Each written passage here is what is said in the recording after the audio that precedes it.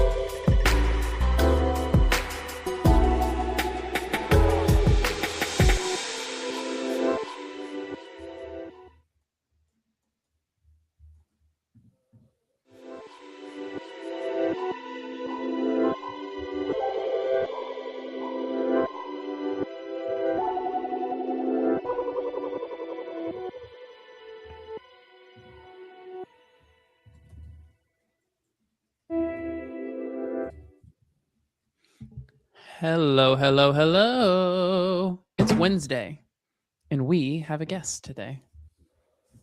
Corey. Yo, yo, yo. I'm doing fantastic. Thank you for having me. I'm super stoked. You want to know what's fun? Yep. I did not tell Josh that you were going to be on today. So when Josh popped in, he was like, wait, what? Oh, we have a guest today? Like, you should have gaslighted and be like, no, I told you about this months ago. Yeah, what are you talking 100%. About? I need to gaslight my co-host a little bit more. You're right. Sorry, Josh. To be fair, I did see Corey had been signed up like 2 weeks ago, but I forgot about it until literally about 5 minutes ago. Okay. Because I was all ready to show off a couple of demos. I was like, it's gonna be a good show. You still can. You still can. No, I want to hear from demos. We could see my stuff all the time.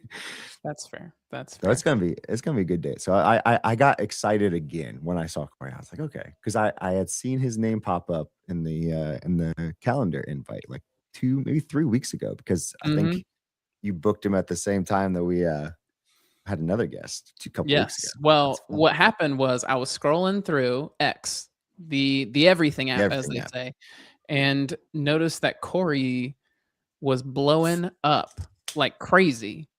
As he has been the past couple of weeks. With a GitHub repo. And Corey's a marketer. So imagine my surprise when I see that he has like a GitHub repo that is like blowing up in stars. And you have what the heck is a marketer doing on GitHub? Yeah. Apparently everyone's on GitHub these days, courtesy of our friendly neighborhood agents. Yeah. How'd you find out about that? GitHub. That was an exclusive club. I know. Yeah. Now we're gonna ruin it. All the marketers ruin everything that we get our hands on. Marketers just always getting in our stuff, making it, more available and friendly to people. All right. I saw it, and I thought, I want to know like how good this stuff is. And then you had a tweet that was like, I'm ready to take this show on the road, I believe is what you said, where you're like, world tour. I am world touring. I want to go and talk everywhere about this. And I was like, well, without having to leave your office, you can come hang out with us on the show. And we will get all into what this GitHub repo was with all the stars on it here in a bit. But in the meantime, Josh, what you been up to the past week since we were on the show last Wednesday? Yeah, I have been up to quite a bit. Not like I have been in this fun state where like if I have an idea, I am just building it. And then it's funny because we're talking about like I'm excited to hear Corey's GitHub story and everything that goes with it, and more of like who Corey is too. But I guess the funny thing is who Corey is. We'll get there. We'll get there. We'll get there. Well, the funny thing is I've always been someone who's like most of the things that I have shipped as a developer has either been like internal tools or just like little things that like, I just keep it as a private repo because it's like, oh, it's just like something I'm building for me. Right. But the past like 2 months specifically, and even just like the past week, a couple of weeks, it's been crazy because like I'll just randomly be like, hey, like this was something that I've always wanted. I built it here. Let me know if it's cool. And all of a sudden, like, me, a little nobody when it comes to like developer world, it's like, oh, like I have now 3 repos with over 100 stars, or just very small compared to like what Corey's going to be talking about. But it's one of those things where just the fact that you don't usually put it public, or get any attention to them at all. You now have just built these little ideas and just been willing to just throw them out there. And it's been fun too. Like that's the other part is like it's fun knowing that like I can build something that I'm gonna find value, but like other people will see like, oh, like that's actually kind of cool. Are these like the music ones or are they other ones? So music one, I did like a little one of my most recent ones I did literally this week, maybe it was Friday. I can't remember when I actually shipped it. But it was basically like agentation, but for every stack in Laravel. Because I was like, I want this for not React. Right. And it was fun to just like build it or Claude Code build it, but it's fun to orchestrate it, I should say. Absolutely. So yeah, that was my like past week. I literally like just had fun building small things, music stuff, agentation, like clones, and even built a little fun app literally last night for my church that's like it uses cameras to like detect faces to like count how many people. Ooh, yes. Was it that was it from that software from that dude that I sent you? Yeah, I got a bunch of tips. I haven't gone through everything that dude that you sent me, but I learned a bunch of tips, and like within a day it was like, oh hey, here's this fun little thing.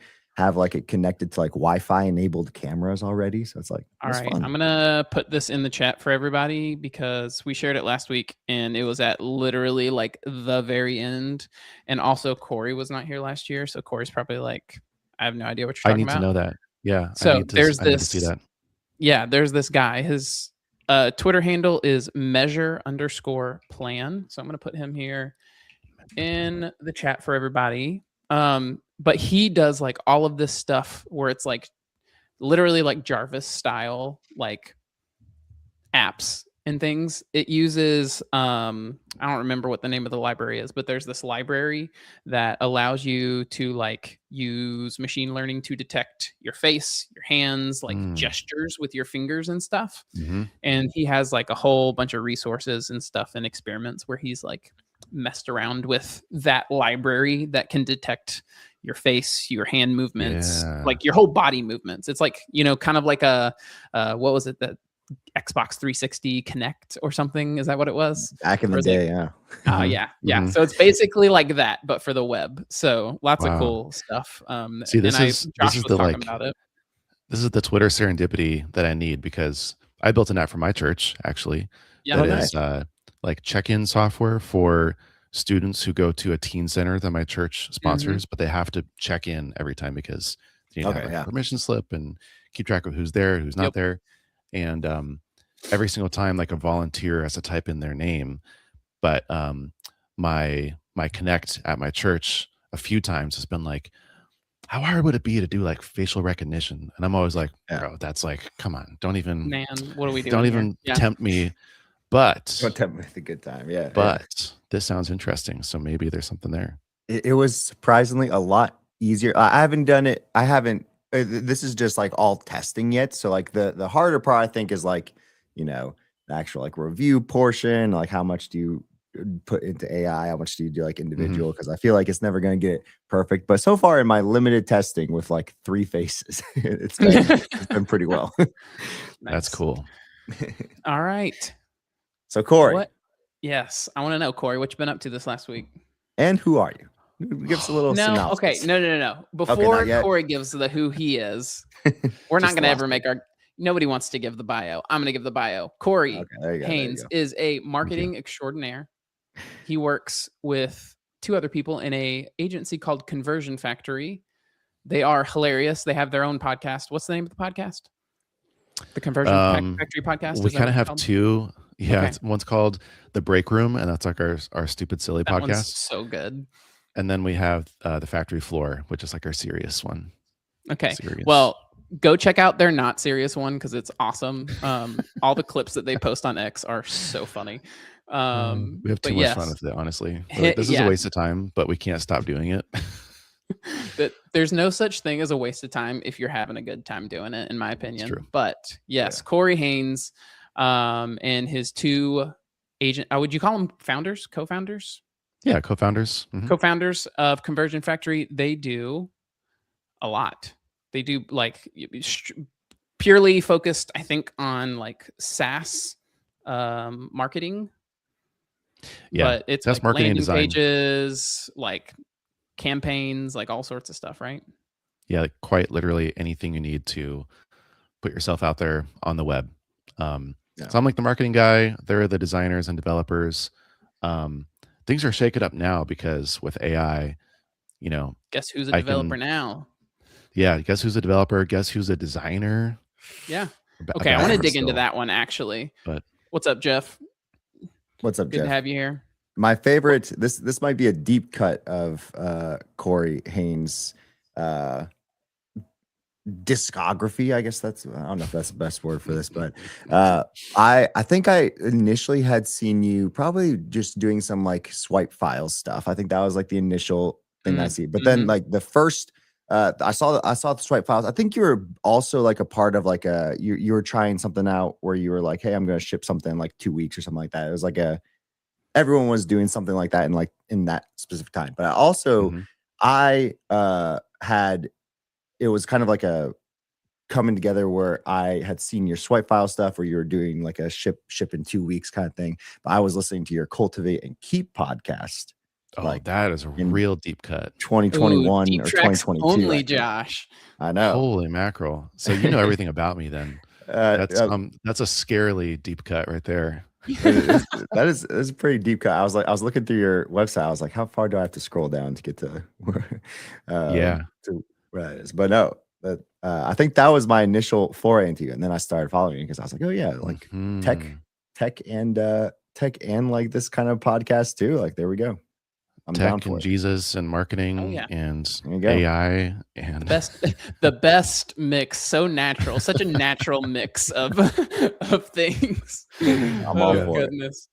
All right, what you been up to? And then we're gonna dig into why I wanted what you've been up to outside of like as a whole. So start with this last week. You've been trying to travel a bunch. I saw you went to New York. Yeah, I've been traveling. Yeah, like the last week might be hard. Like honestly, that is the worst question you could ask me because I can't even remember what I did an hour ago, let alone like yesterday or 2 days before. What's got you shook up? Well, dude, I'm just like so deep in the matrix of every day is I'm like finding out what I'm supposed to do and what I'm gonna do that day, and then I just kind of get lost and I go down the rabbit holes, and around like 5 or 6 p.m. I like kind of come back up for air and I'm like, okay, back to the real world, back to like the 3D universe reality that I live in. Yeah. Okay. So this feels like extremely familiar lately. We're just going to go ahead and zoom on out. And that way we can make sense of like where you are right now with what you just said, which is you've been getting into AI, you've been getting into agents and everything that you can like you have been empowered to do as a marketer who can now build anything that your mind is coming up with. And you took your unique set of skills a very big like set of expertise around marketing, and you have put together a repo called I think it's just called Marketing Skills. Is that right? Yeah, very creative name. Yeah. Yeah. It doesn't matter. Very straightforward. It says what it needs to the say. Marketing Skills now, though. The So marketing skills. But yes, That's so what like everyone you looks have at. a marketing skills repo. It has gotten a huge amount of attention. Like a lot of people who are like, this is awesome. I've seen it like I've looked at a few like just repos in general of people who are building like agent harnesses and stuff, and like your skills are like tucked in their repos. Like I'm like, no, I recognize these marketing like skills, and it's like from Corey Haines marketing skills. I'm like, yep, that tracks. So like it blew up. What? Just give us. I want to know like what made you think like. Were you using AI and stuff a bunch before coming up with that package? Was that like your first foray into it, kind of looking at the lay of the land? Like what kind of led up to that project happening? Yeah. And I guess like a tag on question for you with that. Like it seems like, and I could be wrong on all the timing, but I'm pretty sure you were what most people felt were early to the game when it comes to skills. Because I'm pretty sure, I could be wrong on the timing again, but I'm pretty sure like your stuff started taking off even before like Vercel did skills.sh. And then and then like it got on your like top 100 there for like 5 different packages or something like that, which is crazy. But like I was top 5 for a while. Well, there you go. There you go. Yeah. It's wild. So like I'm curious of like to answer Will's question, but then also like why skills, and did you kind of know, did you feel like you were early? Yes, 100%. To like the long story short, which is still going to be too long, is that I had no idea. I had no plan, and I had no idea how it was going to go. Yeah. So I just kind of click publish literally on like a Friday afternoon, right before I got in my car to go to jiu-jitsu and then like unplug for the weekend. And then I just kind of started going off, and I had scheduled some things to, start talking about it on Twitter. To make the long story long, backing up a little bit, like I'm a marketer, but I'm a founder. I love building things. I love being creative. Every day is kind of just that, like, let's just explore my curiosity and see where it goes. And I believe that that's like the best way to make money and to make a living and to like do this as a career. And so I had been a marketer for a long time, and I got sick of just marketing other people's things. I wanted to build my own things, market my own things. And so August of 2023, I went to a coding boot camp, which was kind of a generous term for it, because I literally just flew to a guy's house and stayed with some other strangers and worked out of his garage for probably that was the best coding boot camp there what's is. his name? It was in like Atlanta, right? Like outside of Atlanta, Georgia, or whatever. Outside of Atlanta, Ryan Culp. Yep. And he only ever did it twice. It was like a hacker house or something. He had built like put some shipping containers on his property. That was so cool. Yeah, actually, he did that after. We literally stayed in his house. Dude, that's awesome. Like I had a roommate and everything. It was just his wife cooked for us 3 times a day. We had dinner around his dinner table, and dude, that sounds fun. and then like all the other 16 hours a day, we would just be in his garage coding. And so I learned like Ruby on Rails. It was like that was his stack. It was just nice entry level kind of thing. But while I was there, I discovered Cursor, and I sort of started to figure out, oh, okay, you can use ChatGPT to fix bugs and like write basic files of code and things like that. And so I've never been interested in like the art of coding or programming per se. I don't think there's anything wrong with it. It's not a knock on it. I'm more interested in the output of the product and something that people can actually use. And so I became very, very liberal with my use of AI and Cursor, and was like one of the original accept all button mashers. Heck yeah. Did you get a golden tab? Yeah, I should have. Like it was really, really bad. It was actually then that I made my first app, which was the one I was just talking about from my church, where my buddy, we were playing volleyball, and he was like, hey, do you know any developers who could like build us an app? And I was like, maybe I could build it. That might be a nice way to like sink my teeth into something real. And so anyways, I've been building things since then. Mm-hmm. I have my agency. I also have like 10 apps that I built, and like a few of them make money. One of them makes really good money. And so I started doing marketing on all my own things about 3 years ago that I've built. And ever since then, I've been more or less vibe coding, or now we like to call it agentic engineering because it sounds cooler. It does sound cooler. And my job being the marketer, especially for all my things, right? I'm like, dude, I don't want to do things the old manual labor way. I want to use AI. Why can't I use Claude Code for all the things that I would normally do for my clients, for my own projects? You know, I don't want to be stuck in the dark ages still chatting with ChatGPT. I want to like really be able to do things very scalably, especially since I'm juggling a lot of things. I need to make the best use of my time. And so now fast forwarding, you know, I've been like a Claude Code power user since like last summer, and on the max plan, and just like maxing it out every single week. And so I had started to put together a lot of these SOPs and prompts, and like, okay, this workflow works, this workflow kind of works. Here's the nuances you need to get around that.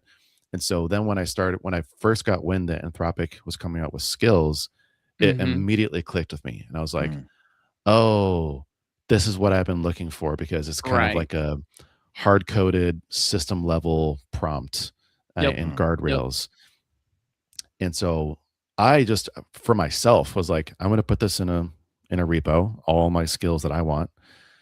And then I was like, this seems like it'd be pretty useful. I'll just open source it. And it might be fun to have like a little open source thing that other people can contribute to and be like, hey, this didn't work, fix it. And that way I can get the benefits of like other people finding edge cases. Absolutely.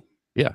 And then that's the, you know, the story was written, the origin from there. Story. Yeah. That was, that's wild. I want you get to this point where like, yeah, I just used it for like a year straight, and I gathered all these SOPs. And so then I made some marketing skills, and I'm like, I want the other backlog. Like I want this other, I know you've got a library of all these other things that you, or were they all marketing related, or did you start building up just your own little library of like other workflows and other like things that worked for your development process? So, like you mentioned. So it's funny you say that, because like now I've been like trying to go back in my brain. I'm like, wait, what are the other things that I've been doing? The one that's been really interesting is I just created another new repo that I might end up open sourcing now, called Agent Config, and it's for my team at Conversion Factory, because we've been Claude Code pilling everybody to get them set up on, you know, using more agentic workflows versus doing everything the manual way. And the agent config is just like a bunch of preloaded skills. It's a bunch of like system level settings. It's okay, how do we make this compatible across Claude, Cursor, Codex? Even things like, you know, you guys take this for granted. I even take it for granted, where like you have it hard coded in your brain now, how to work with a repo, how to branch, you know, the whole like commit, push, PR. And like nobody else knows that. Yeah, so Josh has been hitting on that. That's been like Josh's like little pet project, is like, people aren't going to care about, like, people don't know what GitHub is. What's the next thing? Like, how do you get people who have no idea what that is to still get the benefit of version control without needing to know anything about version control? Yeah. So I've been like hard coding those into this agent config file that changes literally like the config file on people's machines, you know, that's what gets like installed with Claude Code. The dot files, like their actual like underlying literally the dot files, you know, /squiggly, whatever it is, Claude /codex /agents. I think /agents is like or dot agents is the you know, the thing that people are trying to run with, right? Because the more Claude always likes to do their own thing, and then OpenAI is like, no, we're gonna make it agents, and then everyone has to follow suit. So it's changing all of those. And that way, any one of my team members, they don't even need to know the whole branching workflow necessarily, or like, oh, first you create a repo or an issue, and then you open a branch, and then you commit, then you push, then you make a PR, and then you assign it. They don't need to know that. I just put those instructions into the agent config, yeah. and then they just say, what's Oh, next? that's good. What's next? What's next? And then they understand, but they don't have to fumble through it. Like Cloud Code kind of guides them through that process. Right. Because it now knows the context of like how your team expects to work. And like, because for some people it could be like GitHub.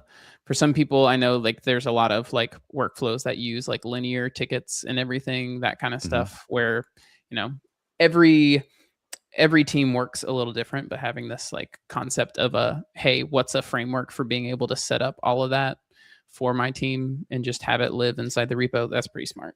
Yeah. And like, oh, hey, I found a new skill. I'm just going to upload it to the agent config.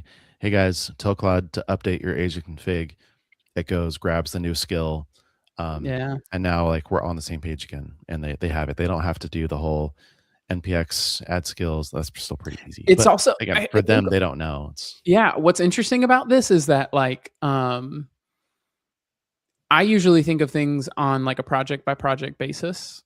Like I don't have that much like setup that is like, this is the system level, like just on your computer config for like generic things. I don't have a lot of that stuff.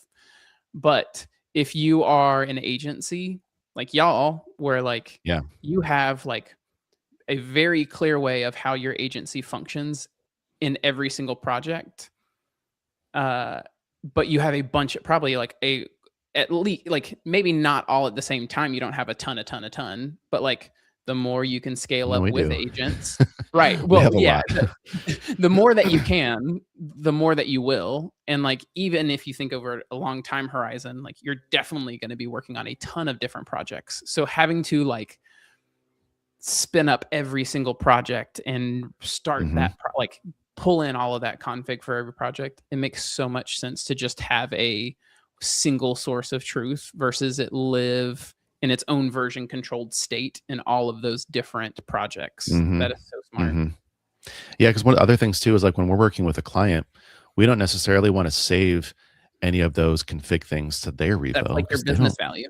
Yeah. Yeah, they don't care about it. And also, there's some secret sauce that we want to keep for ourselves, and we don't necessarily need to show how the sausage is made. They don't care about it or need to know about it or need to save it.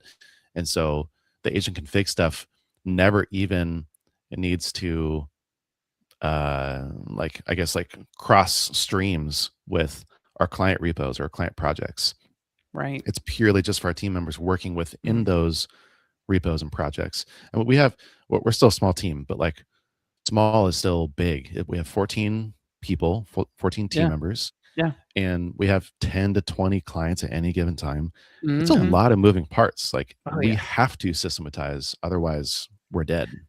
That is so that if there's one thing that I've noticed, and that is like the people who are getting the most value out of like multi-agent orchestration are generally like are people who are like agency based. Just because of exactly what you said. Like I don't fully like, I don't use like multi-agent like orchestration that much for my job. Now I might have 2 or 3 at the most if I'm feeling like crazy that day, but like most of what I'm doing is like, hey, this is like a very important feature that needs like a lot of attention and focus, but I will work with an agent to make that happen faster. But I'm going to keep focused so that I don't ship something to like a production app that is like half of my attention. Because like every single task is completely different. Whereas like you're not the only one. There's a couple of other like agency founders that I am in like a Discord with, who are like designer based, where like they are getting so much value out of agents because like you already have like the whole business model is that like you have a system. Like they come to you because like you do this one productized thing extremely well. And so like, if you can just have agents, not just around like your project, but also around like your business, like the business workflows has been like the one that I've been surprised about. Do you do do you have a bunch of those? I know one of the designers that I was talking about, like he had stuff spinning up for like taking in like client inbound, being able to process that, put it in, like all these things that were all like manual, like ops stuff that he had to handle that would take time away from like getting work done, is like the first thing that he got off his plate. Yeah. Oh yeah. We started to build all sorts of automations with Notion.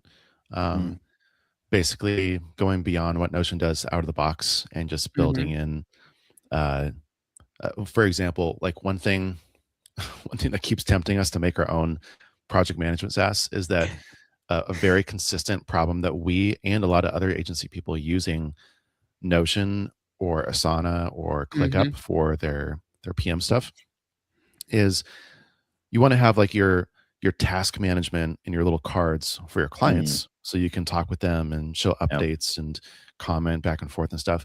But then when you're chatting about it internally, you don't want to do that right in front of the client. You want to do that on your own internal only facing version of that same card. But you don't want to have to duplicate all the information across multiple views. You just want to have a permission private only chat. Private. And you want to keep them in sync.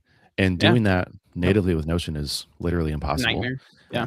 And so we basically now we have two databases internal. We have like our master internal, and then we have a copy that's the client side that gets onto their board only, and only they can view. And then anytime the progress changes, or sorry, the status changes, the due date, the assignee, the reviewee, so on and so forth, that all gets synchronized. And it's actually like, it's pretty simple. This is not rocket science. Like we could probably web code this in an hour. But there's all these other things in Notion that we just little things don't really want to manage or create or have to fix. And so we're still like kicking that rock or kicking that can further down the street. But yeah, lots of things like that. With email, with finances now too. Like it's sort of like, well, what can't we include cloud code on? What shouldn't we? I don't know. There's kind of nothing. It's almost like anytime you start doing something manually, you should stop and try to see how hard it is to try and do it with an agent and see how far you get with it. And like, maybe there is some point in which like you can't make it do the thing that you need it to do, but can you get it to do like 85? Like, can you get it to where like it's just a couple clicks or a couple of things that you have to manually do versus a giant process? It is. If there's one thing that has almost pushed me to like jumping into freelance / agency work, is just like all the things that I never wanted to deal with as part of being agency or freelance, the part that I'm like terrible with, like Mr. ADHD brain, like I can't keep on task. And so like the operations and having like a smooth running ship is like the thing that I would be the most worried about. Like getting SOPs, getting like processes and consistency and all of that is just like not my forte. But it's like now all the tooling is there for me to like be able to build those. Forget guardrails for agents. Like I need guardrails for myself, you know? Right. Yeah, no, it's true. It makes life a lot easier. I still feel like we're barely scratching the surface, to be honest. It's hard for me to even have a good perspective on like what would be interesting to show or to do, or like to me, it's all just it becomes very normal, very, very fast. And I just take it for granted. A day later, I'm like, okay, this is how it is now. But, so I couldn't even tell you probably all the things that we're doing, but yeah, marketing skills was one of the big ones where I was trying to get my marketing team at the agency more productive, and also just show them, a lot of the things we were talking about was like, hey, instead of having to load in the context for this client every single time you want to work on copy for a page, right? Just have it stored somewhere already, and then you can just be like, hey, here's this client, here's all the documentation you need, here's our position canvas, here's our sales call, here's our X, Y, and Z, like go down the list. Is a deliverable now. I saw a interview with Jamie, who was at ValioCon with us, and she did like her presentation. She did an interview with Clairvaux. She's done a couple recently. But she was talking about like her process and how much it's like grown and evolved as she's like experimented with all this. But like now her work is largely like fine tuning, doing the creative process to build the perfect context engine for like creative graphics, basically, is like the way I would describe it. It's like she has this expertise, this ability to like hammer her head against these tools that are like very non-deterministic and tune them until like all the parts that don't need to be non-deterministic, like the things that need to be deterministic, become more deterministic. And then she gives people like basically like a generation funnel that's like got all these parameters dialed in to say like, hey, this is now your brand asset generator that I have built using like my creativity, your input, a lot of iteration. And like now I can just hand this off to you. And like it doesn't matter what prompt you put in, like you don't have to put in like descriptions of like angles and shots that you need to take, or like there's a lot of like hackery for prompts to get like really good images. It's like, no, just put in like girl on sofa in skyscraper, and like it's got all the other stuff tuned to where like the output is going to match the branding and the style that like we built for you. Yeah. So it's like that's the same paradigm of a skill. Context as a deliverable. And it's like you're kind of describing that same thing for marketing, where you've built this entire like context, this like you said, this positioning map, all these other things. No, literally every single time me or one of our copywriters would start a new chat to write copy for a page, I would paste in like 3 documents. It'd be like, here's the copywriting rules, here's like a page structure template, and then here's the context about the client. And it would be like a couple of, be like a summary thing that I would make. Right. Every single time. That's just a skill. Each one of those is a skill, or could be one skill. And now I don't have to prompt it. I can just start going right into, let's work on headlines. Let's work on this section. Now let's move on to this section down here. Now let's go down the line. But the skills create all that context and guardrails, and also the sequential order of operations too. That's one of the big things I've also learned is when you're just working with a ChatGPT, or if you're just thinking about prompting, right? Like you are the AI has no idea what's going to come next or how to get to the ultimate output that you're looking for. But in a skill, when that's baked into, oh, this is a framework, this is a sequential order, then it knows how to guide you to give it what it needs to get to that output. Yes. It's like plan mode for your like marketing stuff, where it's just like, it knows how to walk you through, but it's because you've put all of that context for how to do that process into the marketing skills repo. So what is now? So here's something I'm curious about now that you've started describing this, which is like, how much of this like are the skills like what help you build out? Like how generic are the skills? Like sometimes you have skills that are like, do this very specific thing, and it has a whole lot of detail in it. But it sounds like the way you built your marketing skills is like, they are skills that generate other skills, like, or other context or other things, like the output, like the skill, maybe there's a mix of them in there, but it sounds like the way that I think about it is like each client has different positioning. Each client has different, like market, that type of stuff. So like at what point, like how does the marketing skills like factor in the dynamic nature of each project or client? Because in code, it's like, hey, look at this repo. The skill can be generic, but it knows to read all of this code to get that context. Like, where does that context for like clients come from? Yeah, well, it's not so different than you would think, particularly when you are working out of a repo. And this is why we're also moving a lot of our projects off of Webflow, like and stuff, Framer, and we haven't really done a lot of WordPress stuff anyways, but the traditional web builders, that are that historically have been kind of the hub of the context, the marketing context, right? It's like, oh, this is how we talk about ourselves. These are the features. These are the entry points in the funnel and our pricing, all that kind of stuff, right? So when you have like your website as a repo, then AI has all the same context, and it would go through the same process of exploring everything that it needs in order to understand what to do for you, the same way that it would have as if it was a code base for an app. And it's nice too, because you have things like email marketing, for example. Literally last night, what I was working on was I was working on adding a bunch of emails to TrueList, one of my other SaaS companies.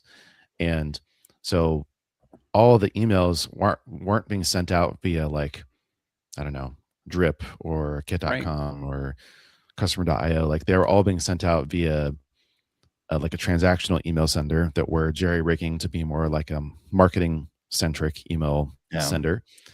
And so we're writing in all the emails into the code base, and all the triggers and all the logic and the sequences into the code base.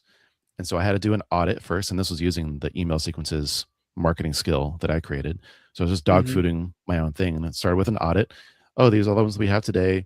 Here's how they work. These are the trigger points. These are the way that they relate to each other, and the success states and whatever. And then I said, great, now think about, use the skill to think about new emails that we should add.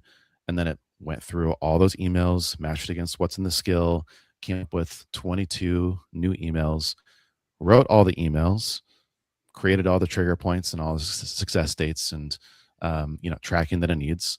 And then now it's in a PR for review. Dang. And so it's going through the planning and the context, and then it's also executing and implementing and and reviewing for me too. Dang. Josh, I think we might have finally figured out a way to actually get us to do some marketing for our podcast. Just 100%. Yeah. This sounds so cool. Put everything in a repo.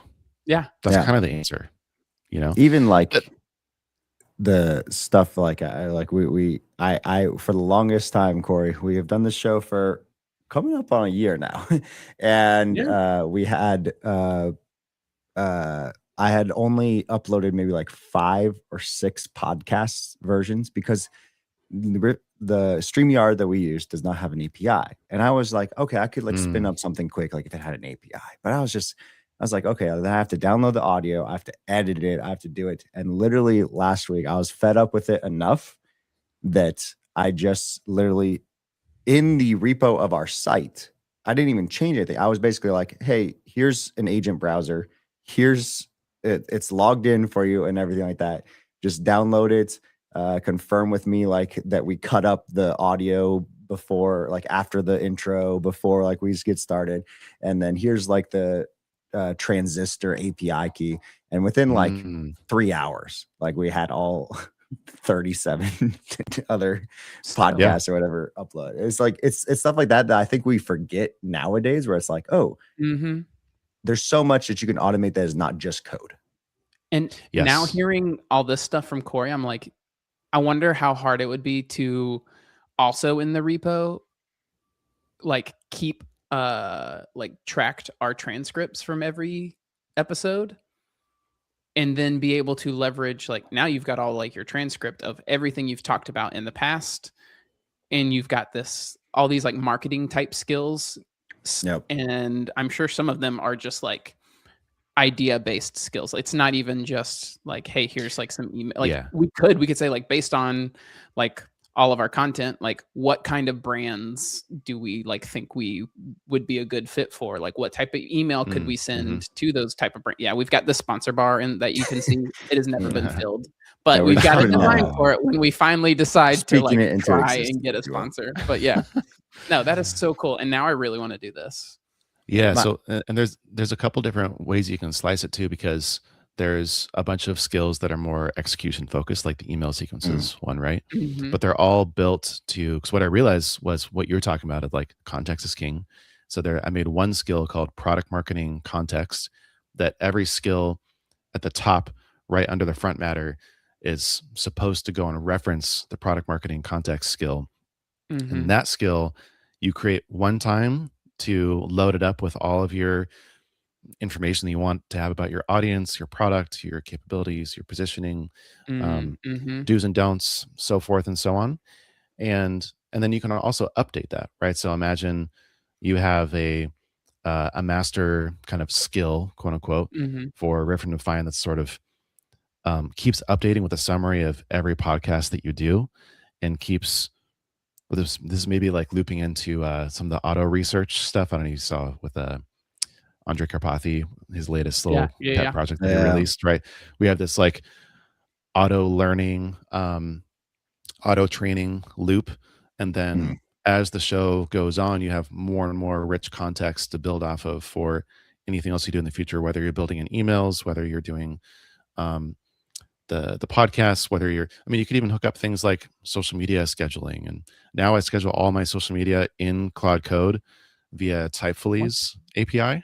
Oh, snap. And so you can have a workflow that's like, hey, I publish the podcast, now create the email, or maybe it's like and publish like some kind of like thing. Oh, that is so smart. Update the context, publish to YouTube, create the transistor, MP4 versions and MP3 versions, send an email, upload to Typefully, and now you're done with your marketing for the day, right? I don't know if we should have brought Corey on the show, because now everyone who listens is going to be like, guys, y'all have no excuse. You lazy boys, like, get out there and get it done.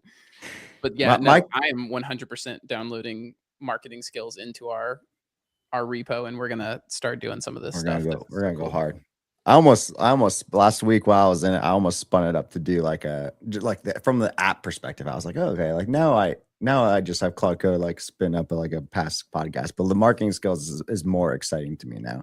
My question for you, Corey, is this is something I've been thinking about a lot. You kind of mentioned it a little bit where, you have a team, and like now each of you are using these marketing skills. My question, I think like where my mind has been in terms of what I think is like the next step for not just development teams, but like people who are using AI within teams, is how are you thinking of making sure that everyone is using AI in the way you want them to be using it? In the sense of like, okay, you have these skills and they're in every repo that you work on. Is that enough?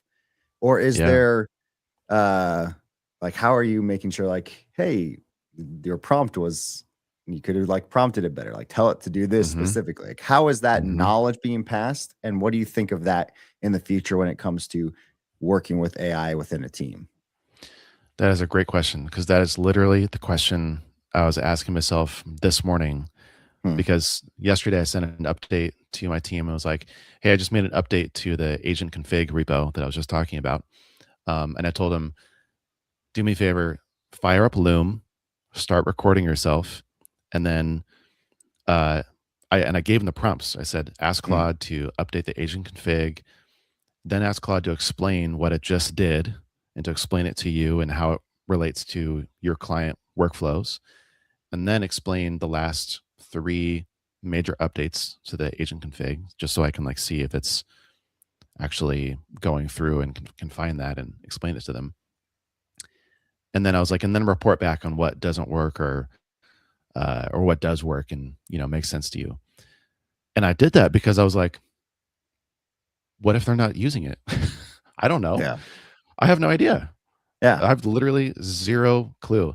And it's very important to me that they do. Even one of the updates that I made was personally, I found this really, really great workflow where I use Claude and Opus for the planning, the initial build, and then to create the PR. And then I have Codex, and I use a skill that loops in Codex still inside of Cloud Code to then do another review and then to implement the fixes. And then I have Claude do another review after that. And then it's sort of like safe to push and to potentially merge. And I was telling him, I was like, guys, this is important. Like, use Codex as your second pair of eyes. And I have no idea if they're doing that. So I built it into the agent config to like try to force them to hopefully get prompted to do that. But I don't know if they actually are. Yeah. It's one of those things where it makes me think of it. And like, this is another one of my, pet projects that I've dabbled in, because like I am thinking it from the perspective of, I think even like the small little projects that I work on at Laravel, for example, is like if I'm working on it with a team, I use AI so differently than another developer. I use AI differently than Will does. But at the same time, like there might be things where like, okay, Will does better at AI than me. We're not on the same team at Laravel, but just as an example, there's things that like if we are building something out in the Riff and Refine thing, Will probably does it better with like AI with design, where I might do things better with like the back end, just because that's our nature. But how do we like share that without being like, oh, hey, this is this prompt that I use. Like, make sure you say this, and make sure you say that. Like, I think skills are one step, but I think there's also like, I feel like skills are intentionally, you almost have to make sure you know what exists within them to be able to make sure you prompt that they use them. Otherwise, it's just going to load all that context up, and Claude's That's not what gonna I've been know what to telling. do. It was funny when I first showed Zach, one of my co-founders at Conversion Factory, who's like our lead designer. When I was first showing him how to use Claude Code, I was like, yeah, go install the Anthropic front end design skill, and then have Claude kind of explain to you how to use it. But what he did was he asked Claude, install design skills, and then tell me how to use them. And so he just like started ripping and was like, this is awesome. Look at this cool design. And wow, this is actually really cool. And I was like, oh, did you install the front end design skill? And he was like, I don't know. I was like, what did you install? And he was like, I don't know. How do I find that out? And I was like, Right. I don't know. Ask Claude. And so then turns out he installed like 5 different design skills. And we didn't even know which ones were being used. Right. So I was telling him, I was like, one of the most important things you can do anytime you're working with Claude, or anytime especially you install a new skill, is just to ask Claude, how do I use this skill? Yeah. What do I do with this? Because I mean, especially for the marketing skills, there's 32. And like there's a lot of nuances and things that I know I should go to the product marketing context first. And I tried to build in some of those guardrails. But at the end of the day, someone could just start using the copywriting skill and then be like, oh, this sucks because it doesn't have any context. And I'm like, what? Ask it how to make the best use out of it before you even started doing that. Like, no, why would I have known to do that? Yeah. We almost need like agent observability, right? Where you can see the paper trail of what people are doing. Or the other part of it that I was thinking about is I kind of thought like, oh, is pair programming dead now? And then I thought, wait, actually, I think it's more I alive. think it might be more alive than ever, because this is kind of what we need to do. Yeah. Because I want to see how you're using AI. We can go through and kind of prompt together, and then you can learn from each other on, oh, this is a cool little workflow. Oh, anytime you see this, then ask it to this over here instead. And it's interested that we found this little bottleneck. I wonder how we can solve that. And it's better. I'd say it's more important now, because like even before, if you didn't pair program, you could do PR reviews and you could say like, okay, well, this is the code that I know they hand wrote. What did they write? Oh, I didn't know that was a thing, because you read through all the code. Like there is no, at least not at the moment, there's no like conversation PR. Like you can't look, I think like you technically could, but there's no like accepted practice or accepted tool for like reviewing coworkers' conversations with AI. So like pair programming almost is the like the way, not the only way. Like I bet there will be ways that people come up with for like high performers in companies to like share their like transcripts, like open code does this code, where like open code has like a share link for your entire thread. So like what they would do is like, if you had a PR, they would share the session that the PR came from, so that like if you had questions about why something was done a certain way, you can just open up the session and scroll through it in the open code UI and be able to see like, oh, this is like the full context, every detail, and it's like also like in their design. It's not like some like markdown transcripty thing, which is like really cool. So it's like I can see how it's just like it's so interesting these days, because on one hand I'm like, AI is cool, automate everything, like let's work towards outcomes, not like process. Like who cares necessarily exactly what line of code is written if it works. But then like another side of me has also reviewed quite a bit of AI code from coworkers, and is like, not everybody uses AI the same. Oh yeah, 100%. And I think that there's just such a broad spectrum for like like we talk about this quite a bit, where it's like there's projects where it's like, yeah, YOLO it, who cares? Send it. Does it work? Go. Who cares? And then there's like other ends of the spectrum where it's like you're starting to be your Amazon, where it's like, no, like you can't just be like pressing the accept everything button and just letting AI do code reviews. And as long as your AI generated the code and your AI reviewed the code and told you there's no bugs, then you know there's no bugs. Like, no, that doesn't work. You know, like for like very big systems. So it's like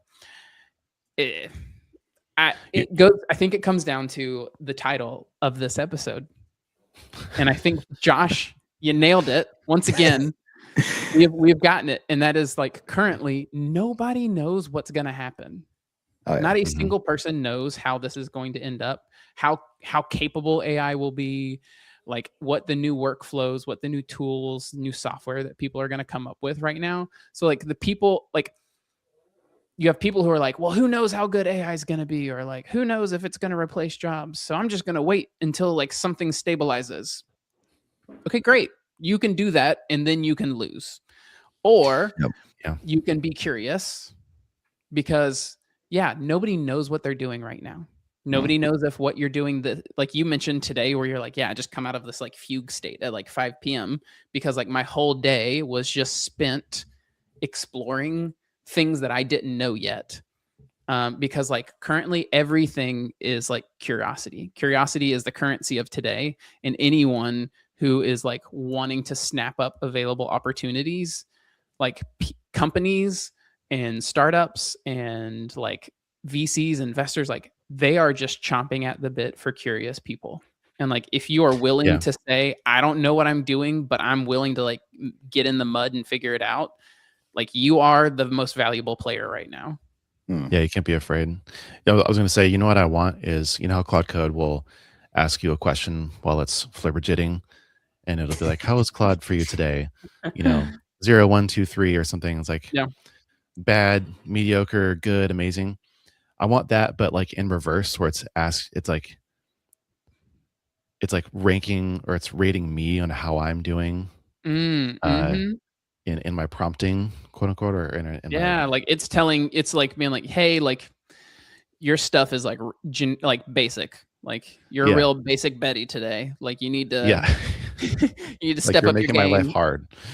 And then like send that to me about my team members too. Like, they were kind of a 2 out of 5 today. Because I've seen people too. I haven't actually done this in a long time, but I've seen people ask Claude, hey, based on everything you know about my workflow and all the chats we've done, what are some productivity or optimization tweaks that we can make? And then it kind of has this meta analysis of like what does Corey do day to day, and what are the mistakes he usually makes, or what are the things we can make better? I want that for my team, but I also want that feedback loop constantly, so that it's like, hey, you keep asking me to do this thing, and there's a skill out there that exists that will make me do this way better. Can we just download that? I hate that this just popped into my head. Like I see it being so valuable for like teams with high trust, like yours. Like you have a high trust team. There's like not that many of you, so it's very easy to like, hey, this information would be really valuable. We're all on the same page. The other, like, I can also see this being used in like a corporate environment for like performance reviews, where it's like, hey, like we've got a whole bunch of remote employees. We don't know who all's actually doing, like how much are people doing? How are they using it? And like I can speak from personal like experience, like big companies are really pushing for AI usage, and like the more the better. And it's almost like they want to push for as much AI based like work as possible. And man, you just know that there's some company who is going to be able to get exactly what you're talking about, which is just like, hey, like I am team lead for like these 5 developers. Give me a report every week for like how each person is doing. Like, how are they using AI? Like, what parts do they are they successful at? What parts could they improve at? And like, it could be such a valuable tool. Just like everything, it could also be like a very terrible tool for for managers to wield. But man, that is that is such an interesting. I never even thought about that. Like this ability to like use people like Claude and OpenCode and all of them definitely like track your session usage. Yeah. And it would not be that hard for it to analyze the data from all of those sessions to be able to like provide metrics and insights on different team members for sure. And I think like the part that it's easy to forget is that there's so many things that, you know, AI is going to get consistently better at as we go. Like we've already seen, it's gotten better at code, it's gotten better at writing, it's gotten better at all these little things, design. But if there's one thing that it's already like really good at is understanding like how to work with itself, because that's like baked into its core. And so I think like sometimes we forget of like, oh, like kind of like that question. If I think that's going to be the majority of getting people to work with AI better is like getting them to understand that the AI knows what it should be doing. So it's like, hey, what would I, when you spend all that time like control scene because it's going off on a tangent, and then you say, no, never mind, do this. Like at the end of it, one of the things I have this slash skill that says slash review. And it's basically like, okay, knowing everything that you did, all the changes that we did and all the things I had to revert, what should I have done better, or what should you put into your memory to make this not happen ever again? Yeah. Right. That's the exact kind of like meta recursive feedback loop that you want. I'm so bad at that. You know, like I am very good at building it into like my own personal experience. I'm very bad at externalizing it now. Like that is not I think it's a completely new skill. Like some people had that before. I think Corey, you sound like the type of person who did that before. Like you were very much when I notice that something's a pattern, I'm going to put it in like a SOP or like some kind of documented system.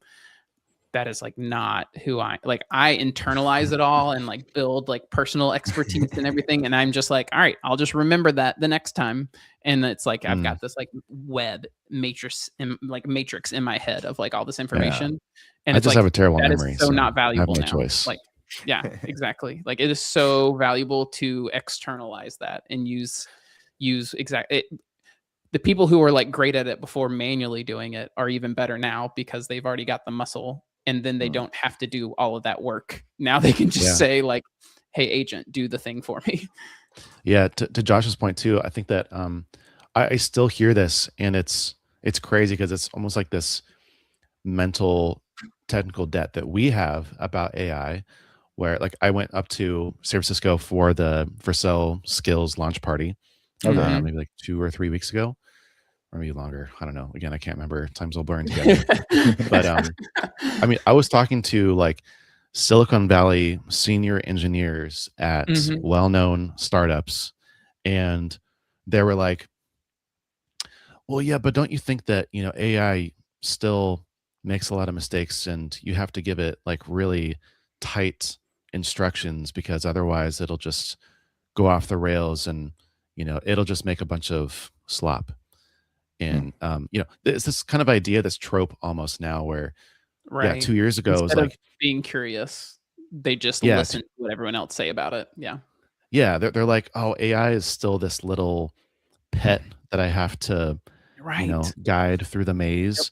It's like, oh, I think the AI is better than you now, and Yep. it knows how it works really well, and how to help it be better and more successful. Mm-hmm. Like Mm-hmm.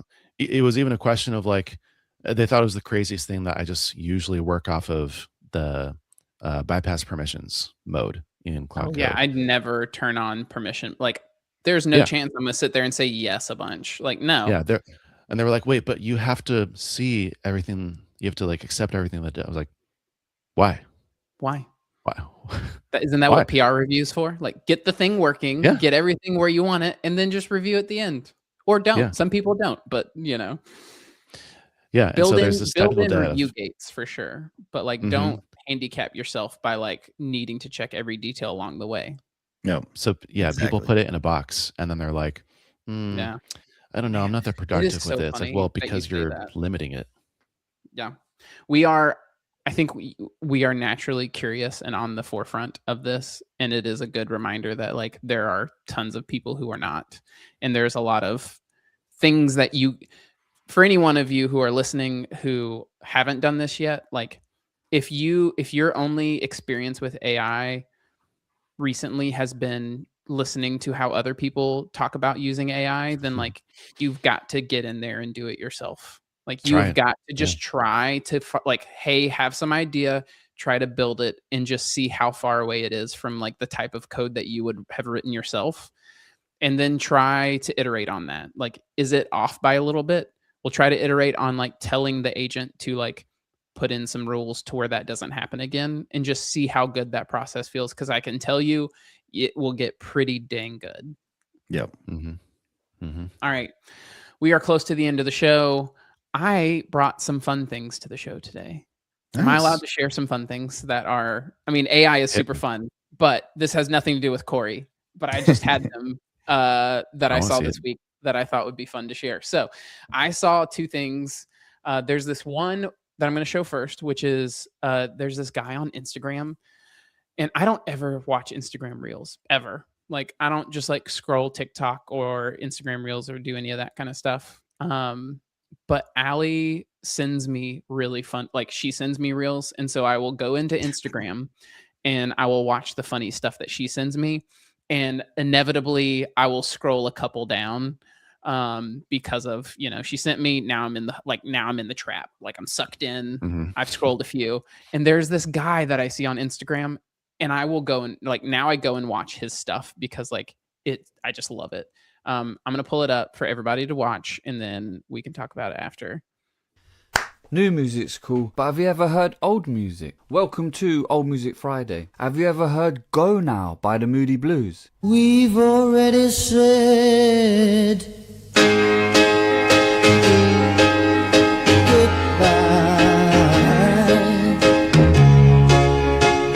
goodbye. Since you gotta go, oh, you better go now. What a lovely place. Oh, shut up in your face. You gotta be the coolest guy on the planet to just start your song like that. The pause, immediate, tension, hanging off the opening line. We've already said.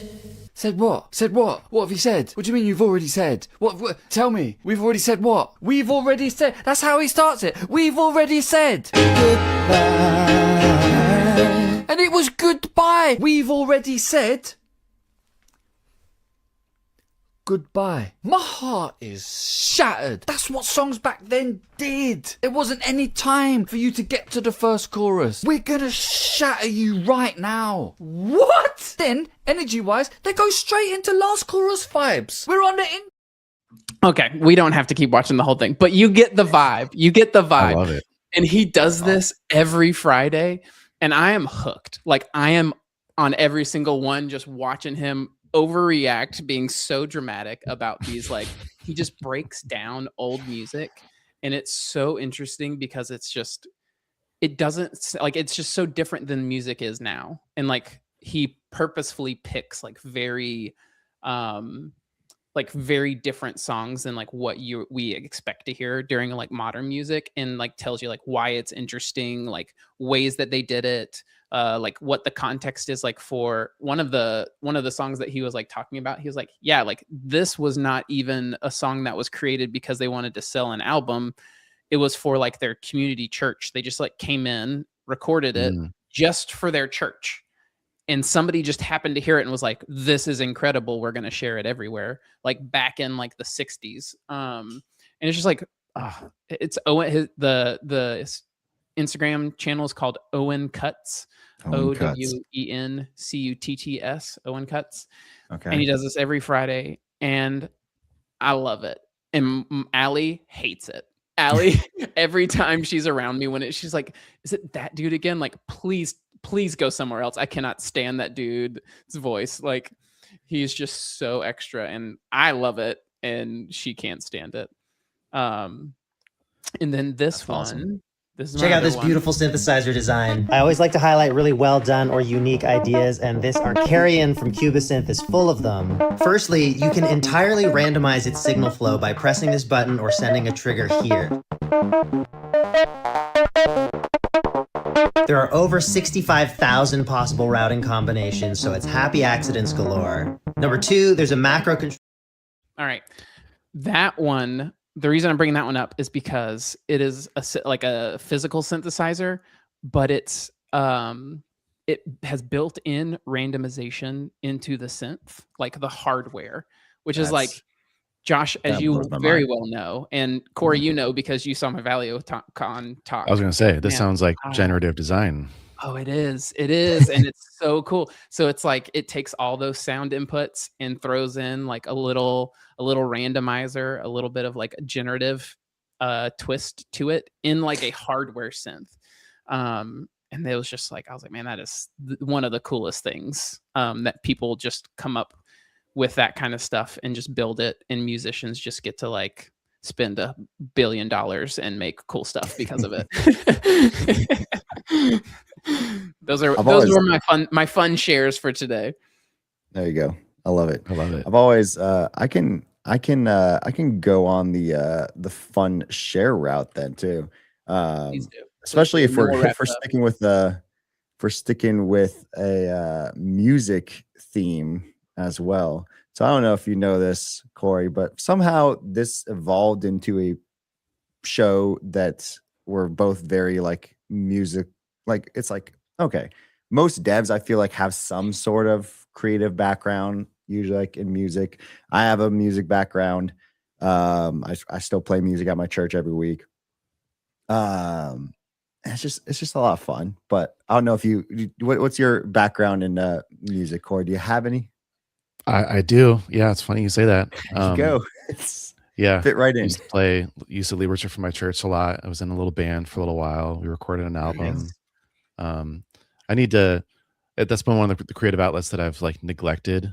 But yeah, I've got some guitars over here next to me and I'll play once in a while. Yeah, dude. We are like I don't even know what we are at this point. I've been meaning to talk to you about this, Josh. I don't know what our podcast, like, I don't know what our show is. We just show up and we just start talking. And usually it's like AI, but there's always like some music or some like music developer technology, something. It's just like people who build dope stuff. And this right here, Jeff, was like, imagine being like an expert at something where you can like, you know, what every little doodad does on like a physical device like that. Like, that is how I feel looking at any type of like synth, like especially those like the wall synths where it's like a ton of different little modules and all the hookups between them, where you're like patching like the way like the cables between different ones, and it just looks like a giant mess. But this person knows exactly where to move one single chord to make it do this like slightly different sound. I'm like, is that how like people looked at developers before AI showed up? You know, that's exactly what I was gonna say. Isn't that what a developer used to do? You know, like the one function, the one little thing that it's funny because I think music is the reason why I've been loving it more, and like the process of it is because it's I love developing with AI. And so I'm missing that aspect of like actually getting my hands dirty, but I wouldn't want to change how I develop with AI. So like I need that extra output, I think. Yeah, you need something to like dig into and like force your brain to like hurt to figure out and memorize. 100%. And this Like is some one of those skill things. set. So this is I came across this company called Verso Instruments. I'm Ooh. gonna share All my right, share it. screen real quick. We'll plop this up. This is super interesting because like from the UK, I think, but there's like a little electric lap steel guitar.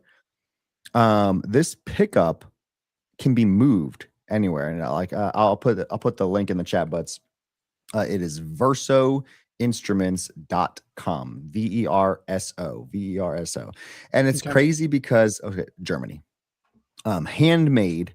All of these things are like what you would imagine, like if you took a bunch of acid maybe and then we're like, hey, let's make really pretty colorful instruments. Right. Like, what is this? Whoa, this is a that is guitar so sick.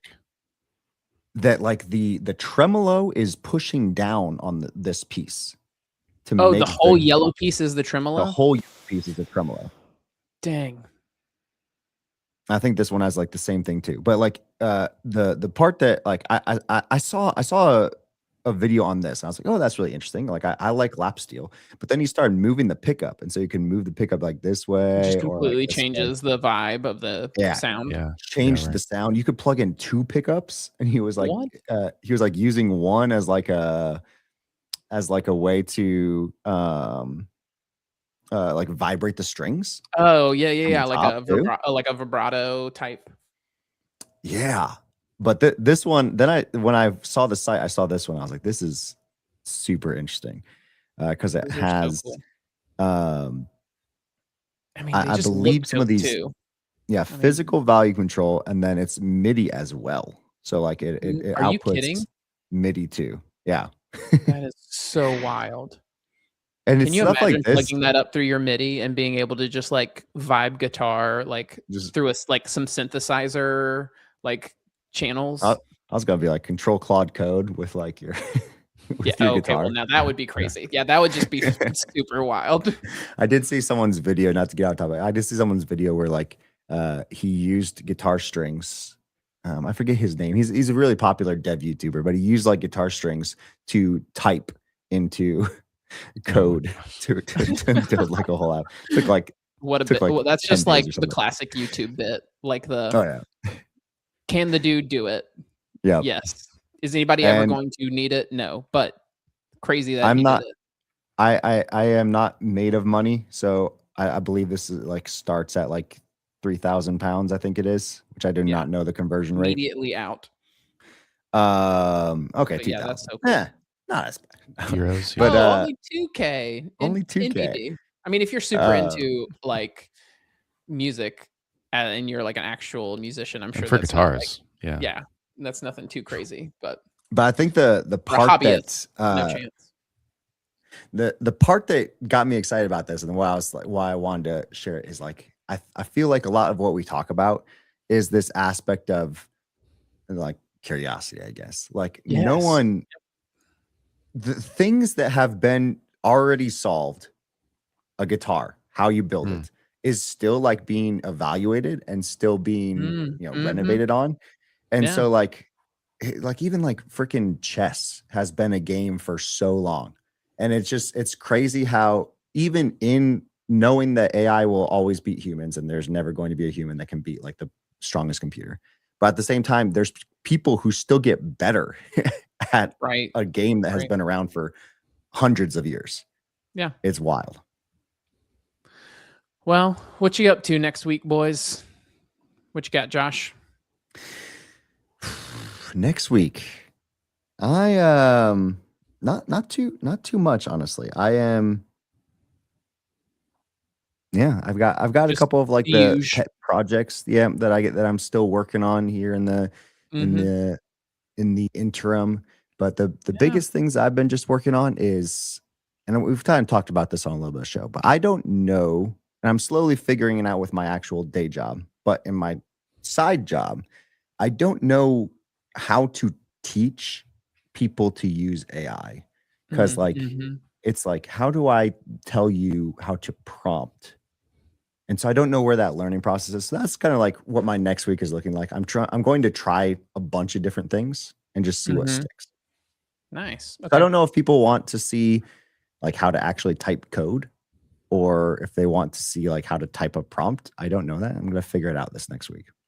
Gotcha. Yeah. I think the name of the game is experiment, experiment, experiment, and just see what people pay attention to.